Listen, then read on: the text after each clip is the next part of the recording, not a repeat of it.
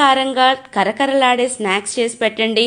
Tea టైంలో tea తాగుతూ ఈ కరకరలాడే స్నాక్స్ తింటూ ఉంటే ఎన్ని తిన్నా కానీ తింటూనే ఉండాలనిపిస్తుంది. ఇంకా పిల్లలకైతే చెప్పనే అవసరం లేదు, వాళ్ళ ఫేవరెట్ స్నాక్ అయిపోతుంది. ఇంకా ఎప్పుడూ కూడా పిజ్జా బర్గర్లు కూడా అడగరు, అంత రుచిగా ఈ వెన్న ఉండలు అనేవి ఉంటాయి. వీటిని ఎలా తయారు చేసుకోవాలో కారం కారంగా చూసేద్దాము. ముందుగా ఒక మిక్సర్ జార్లోకి ఇక్కడ నేను చిన్న సైజ్ ముక్క అల్లాన్ని తీసుకొని దాన్ని ఇలాగ చిన్న చిన్న పీసెస్ లాగా కట్ చేసుకున్నాను. అలాగే ఒక 8 పచ్చిమిరపకాయల్ని కూడా ఇలాగా చిన్న చిన్న పీసెస్ లాగా కట్ చేసుకొని ఒక మిక్సర్ జార్లోకి యాడ్ చేసుకుందాము. నెక్స్ట్ ఈ రెసిపీ మొత్తానికి సరిపడా 1/2 స్పూన్ నుంచి 1 స్పూన్ దాకా ఉప్పును కూడా యాడ్ చేద్దాము. దీనంతటినీ కూడా పేస్ట్ లాగా తయారు చేసుకుని ఒక పక్కకి ఉంచేసుకోవాలి. ఇక్కడ నేను ఒక వెడల్పాటి బౌల్ని తీసుకొని 1 కప్పు బియ్యం పిండిని యాడ్ చేశాను. అలాగే ముందుగా మనం తయారు చేసుకున్న ఈ పచ్చిమిర్చి పేస్ట్ మొత్తాన్ని కూడా యాడ్ చేసుకొని పిండిలోకి బాగా కలిసేలాగా కలుపుకుందాము. నెక్స్ట్ కొంచెం కొంచెంగా వాటర్ని యాడ్ చేసుకుంటూ మనం చపాతీలకి ఎలాగైతే ఉండని తయారు చేసుకుంటామో సేమ్ టు సేమ్ అలాగే తయారు చేసుకోవాలి. ఒక్కసారిగా ఎక్కువ నీళ్ళని యాడ్ చేస్తే పిండి మొత్తం కూడా ముద్ద అయిపోయే ఛాన్సెస్ ఉంటాయి. ఇలాగా కొంచెం కొంచెంగా యాడ్ చేసుకుంటే మొత్తంలోకి బాగా కలుస్తుంది.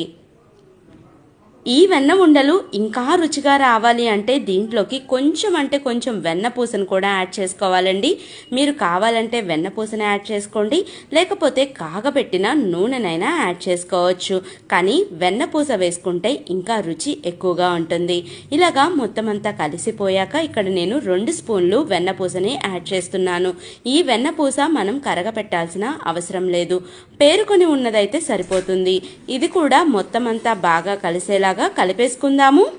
ఇప్పుడు వీటి మొత్తాన్ని కూడా మనం చిన్న చిన్న ఉండల్లాగా తయారు చేసుకుందాం. చేతులకి అంటుకోకుండా ఇక్కడ నేను కొంచెం నూనెను రాసి ఇలాగా చిన్న చిన్న బాల్స్ లాగా తయారు చేస్తున్నాను. ఇలాగా చిన్న చిన్న బాల్స్ తయారు చేసుకొని వాటిని డీప్ ఫ్రై చేసి తింటూ ఉంటే అబ్బా ఎన్ని తిన్నామో అర్థం కాకుండా తింటూనే ఉంటాము. చూసారా, మనకి మొత్తం అన్ని బాల్స్ కూడా రెడీ అయిపోయినాయి. ఇప్పుడు స్టవ్ మీద ఒక వెడల్పాటి బాండీలోకి డీప్ ఫ్రైకి సరిపడా ఆయిల్ని యాడ్ చేసుకొని నూనెంతా కూడా బాగా వేడయ్యేలాగా చూసుకోవాలి.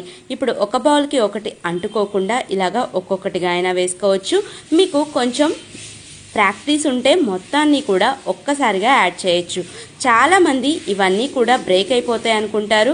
మనకి ఈ వెన్న ఉండలు అస్సలకి బ్రేక్ అవ్వండి, పర్ఫెక్ట్గా వస్తాయి. చూసారా, ఇలాగా మొత్తాన్ని కూడా తిప్పుకుంటూ అన్ని వైపులా కూడా మంచి గోల్డెన్ రంగు అయ్యేదాకా ఫ్రై చేసుకుందాము. ఎంతో టేస్టీ అయిన వెన్న ఉండలు తయారైపోయినాయి. ఇప్పుడు దీంట్లో ఉన్న ఎక్సెస్ ఆయిల్ మొత్తాన్ని కూడా తీసేసి వేరొక సర్వింగ్ ప్లేట్లోకి సర్వ్ చేసేసుకుందాము.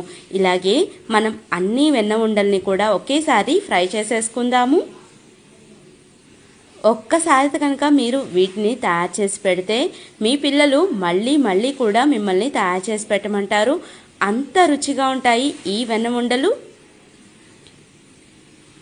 ఒకవైపు వెన్న ఉండల్ని ఇలాగ వేయించుకుంటూ ఆల్రెడీ మనం వేయించిన వెన్న ఉండలు ఉంటాయి కదా, వాటిని తింటూ ఉంటే ఎంత బాగుంటాయో కదా. మరి నేను ఆల్రెడీ వేయించిన వెన్న ఉండల్ని ఇప్పుడు మీకు తిని చూపిస్తాను. ఎంత క్రిస్పీగా ఉన్నాయో మీరు కూడా ట్రై చేయండి, మీకు కూడా బాగా నచ్చుతాయి. ఆ వీడియో మీకు నచ్చింది అనుకుంటున్నాను. నచ్చినట్లయితే లైక్ చేయండి, షేర్ చేయండి. అలాగే నా ఛానల్ని సబ్స్క్రైబ్ చేసుకోండి. పక్కనున్న బెల్ ఐకాన్ని కూడా యాక్టివేట్ చేయండి. అప్పుడు నా లేటెస్ట్ వీడియో అప్డేట్స్ అన్నీ కూడా మీకు అవైలబిలిటీలో ఉంటాయి. Thank you for watching my videos. అలాగే మీకు ఏమైనా డౌట్స్ ఉంటే కింద కామెంట్ బాక్స్లో కామెంట్ చేయండి. Bye bye.